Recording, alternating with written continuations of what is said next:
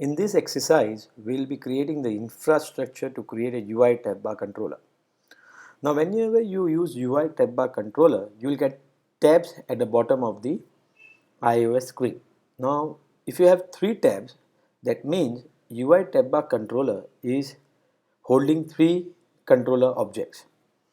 Now, for creating a tab, you need a tab icon, you need tab title, and a controller which will represent that tab. So, let's open the project which we have created in the last exercise. So I go to the tab bar controller folder and open the project from that particular folder. Now if you see, we need we need three tabs for which we need three controllers.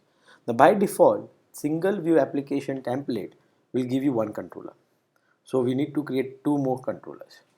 Secondly, I need icons for representing each tab and text which will or title for each tab.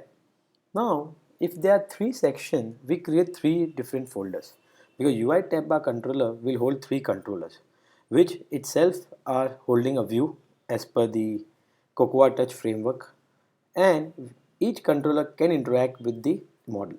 So basically, UI tab bar controller acts as a coordinator between these three small MVC. So what we do for each section, we create one separate folder. In the same folder, we'll create three subfolder. Say model, view, controller. Now this will help us to organize a project in a simpler manner where we have multi-controller section. So if you have application which have say 30-40 screens and each screen itself is an MVC, then having all the classes in the same folder will create a lot of issues. So what we do, we create sections. Now there are two ways. You can create a folder inside the Xcode by saying new group as you have selected, or you can add the folder from your desktop or from your hard drive. Now when you create a new group, the problem happens what? These are virtual folders which are only visible inside your Xcode. On the hard drive, these folders doesn't exist. So what we do, we add the folder structures from the hard drive. So in your given folder, which you have downloaded from the download section, you see there's a folder called apps, which represent apps tab. It has MVC, which are blank. Gallery, again, home. Tab icons contain the icons, and a global which will include files which are shared among the various sections. So I'll press the command key to have multiple selection and I'll say add.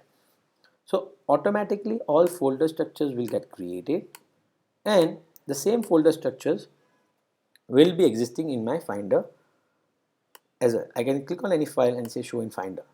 So automatically all entire my project contains a respective folder structure. Now I have three icons. I have three title already set: home, gallery and apps. Now I need to create three controllers, out of which I can use view controller. So I'll say view controller will represent my home section. So I'll drag and drop view controller inside my controllers folder, which is under the home. App delegate is a global class, so I'll drag and drop inside the global folder. Now I need to create two different controllers. So one controller will be representing the gallery. So I'll right click on the controller folder which is inside the gallery and I'll select new file. When you select a new file, you get an option which type of file you have to create. So I'm not interested in creating a raw Swift file. I'm interested in creating a Cocoa Touch class in a Swift language. So I say next. I say subclass of UI view controller. Always define your parent class first, because when you define a parent class, automatically some suffix are added inside a class field. So I'll say gallery view controller. I'll say Swift as a language. Now we make a rule. For controller we suffix view controller, for view we suffix view, and for model we suffix model. So it indicates to the user or to other programmer what type of classes are these. Okay, either model, view or controller.